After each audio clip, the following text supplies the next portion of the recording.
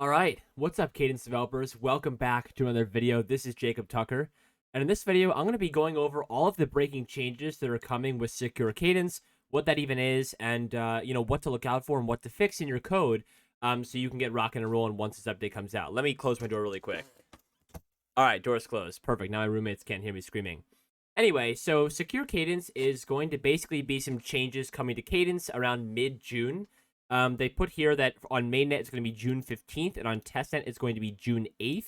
The reason it's earlier on testnet is so that you have time to update your contracts and figure stuff out on testnet before mainnet comes on June 15th. So the reason Secure Cadence is coming out is because if you don't know already, permissionless deployment is coming out, I believe, like around that time. And so to prepare for permissionless deployment where, anyone can deploy on mainnet, the Flow team or, Cadence team is going to make Cadence a lot more secure, hence Secure Cadence, so that, when people start deploying their own contracts, things don't get out of hand. So anyway, this is a forum post made by Jan. And so we're going to be walking through some of these changes and how to update your Cadence code and how to test locally. Let's just get right to it. So I'm going to put this link in the description. This link basically allows you to install a special terminal for your emulator.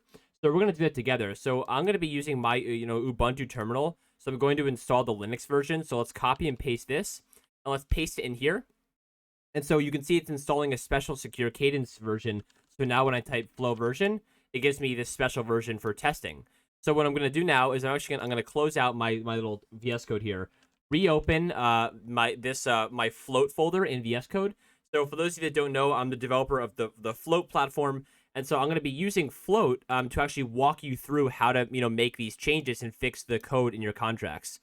So you can see that I opened Float now, and before it had no errors, but because we're using the new the new Secure Cadence version, you can see there's some errors in our code. So let's read about what these errors might be, and then let's fix them together so that you can know how to do it in your own code. So arguably the biggest change, actually not arguably, the biggest change for sure coming to the new Secure Cadence is the fact that they're introducing optional references now. So if you've been developing in Cadence for some time now, you know that there was no such thing as an optional reference. So one example of this is, actually let me increase the size of the screen here so you can maybe see easier. But if you look at this, for example, when you used to index into a dictionary, you used to just have to get a reference to an int. There was no optional question mark here. You could even see that in my code, if we actually, let's just zoom in a little bit. So if we zoom in a little bit here, you'll notice that right here on this line, notice that, I'm indexing into a dictionary and I'm getting a reference to a non-fungible token, an NFT, and there's no question mark here. So this is totally changed. It's an amazing update, actually, but this is what we have to change in our code. So they tell you that in order to update, we have code that looks like this, and that's what I'm going to be changing in my code right here. And they say it can be written in two ways. Either A, you do this thing where you put the question mark, and then you unwrap that optional by putting this little force unwrap here, and then you return the same type. Or what they think is better is you actually just put the optional and then return the optional type. And this is what I agree with. I totally agree with this. It's always better to return an optional so that the caller or the client or whatever front end you have, could be anyone that's calling, can handle the nil case instead of aborting the program. And it's also safer this way, so you can properly handle the nil case. So with that being said, let's go ahead and fix this right up. Now, note that we actually can't, in this case, we cannot make the return type a question mark here. Now, why is that? Well, the reason for that is because this function lives inside of the a collection resource that implements non-fungible token.collection public. And collection public, as you all probably know, implements this borrow function where it has to return this specific type that's not an optional. So the only way to actually fix this code is to do what they do here, where you add the question mark and then you unwrap it to make sure that it's not an optional. So let's put the question mark here, and then let's put our parentheses around the whole thing, and then unwrap it, just like that. Boom, so that fixes this piece of code. Now, I'm not going to walk through every example, but let's just go a little further. Let's go to a different example down here where we actually might want to return an optional type. Let me keep scrolling to where I might get some errors. You'll notice this code is so long. Holy cow. But let's go down to, where is it? Maybe right here. Perfect. So look at this code. In old Cadence, I had to say, okay, if self dot, some dictionary at a key does not equal nil, then we can do this, right? And the reason for that was because if we just did this otherwise, it would always just abort the program if that key didn't exist.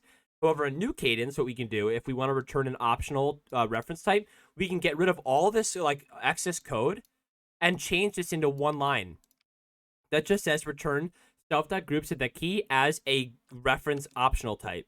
So we can add the optional type now, which is super cool. And let's see if there's any other examples.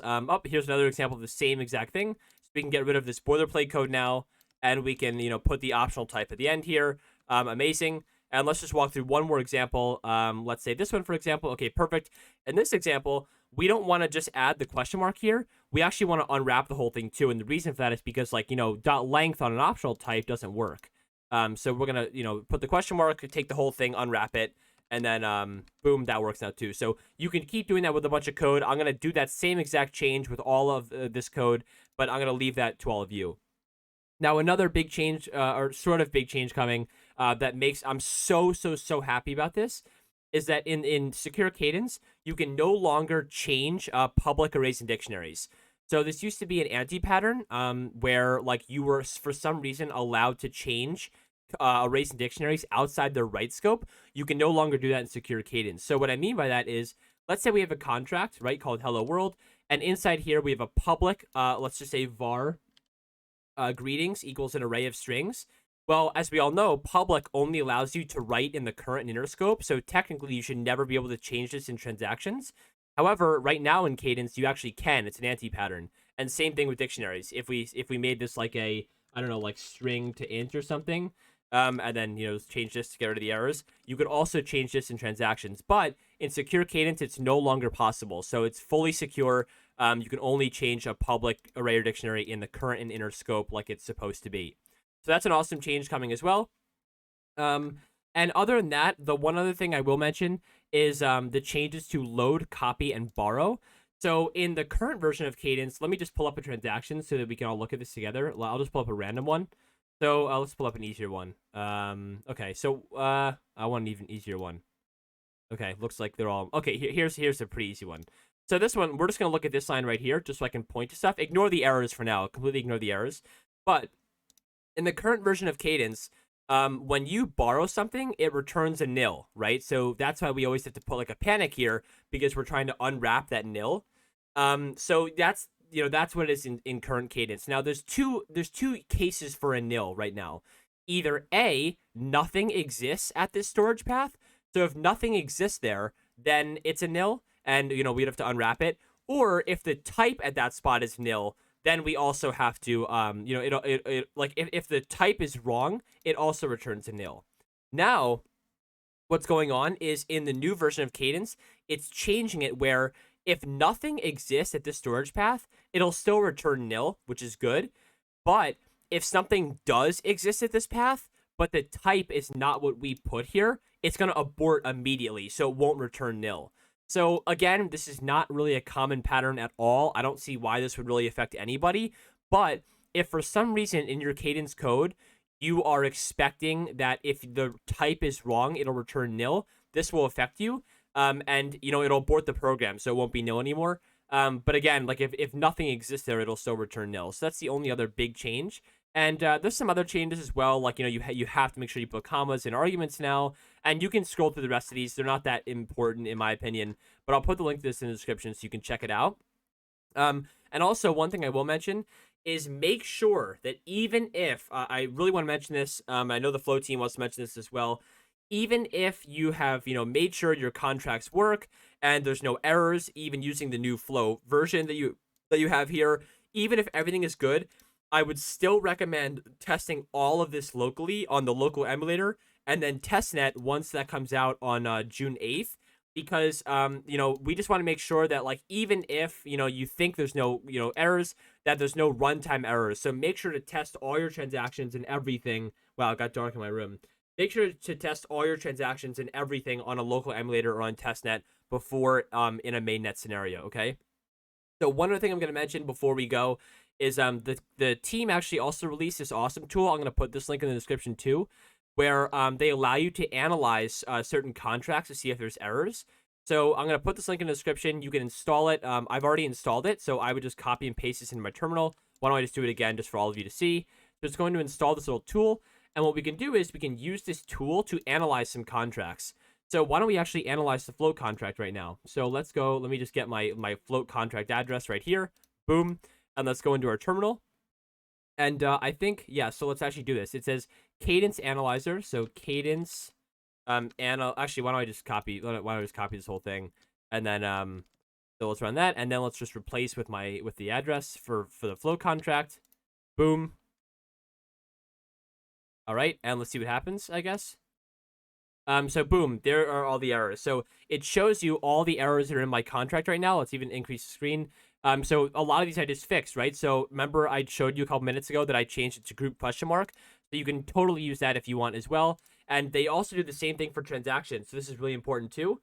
So they allow you to do Cadence Analyzer, network mainnet, transaction, and then you can put, it looks like they allow you to put a transaction ID, and you can test transactions as well. So this is super awesome. So actually, I don't know, like I haven't really tried this before, so it doesn't work. Don't flame me, but let's just try it. I don't know, why not? So let's take, well, that one didn't work, so we don't want that one. Okay, so let's just test this one, for example. I'm just taking a random one, so let's put that up there. And let's take this. Let's paste this in my terminal. Oh, let's go back down. Paste this here.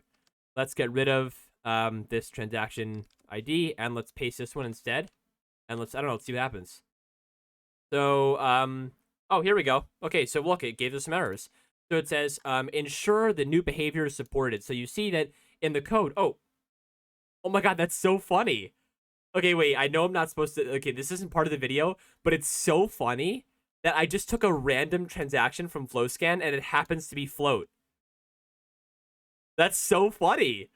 I took a random transaction and it happened to be float. That's actually pretty cool, right? Anyway, I'm sorry. So putting that aside. So it's saying ensure the new behavior is supported, and that's because in code, you know, you can see it saying like if where the borrowing equals nil, it's just telling us, hey, this isn't an error, but make sure that if you're expecting it to be nil and a different type exists there, we're gonna panic now. But of course, I'm not gonna change this because I think it's fine. So yeah, that's it. So hope this was helpful. Test all your stuff locally and on testnet on June 8th before it comes out on mainnet on June 15th. And once you have all the errors settled and all that kind of stuff, then on June 15th or around then, you'll be able to update your contracts by yourself with permissionless deployment. So thanks, everyone, and I'll catch you in the next one. Peace, peace.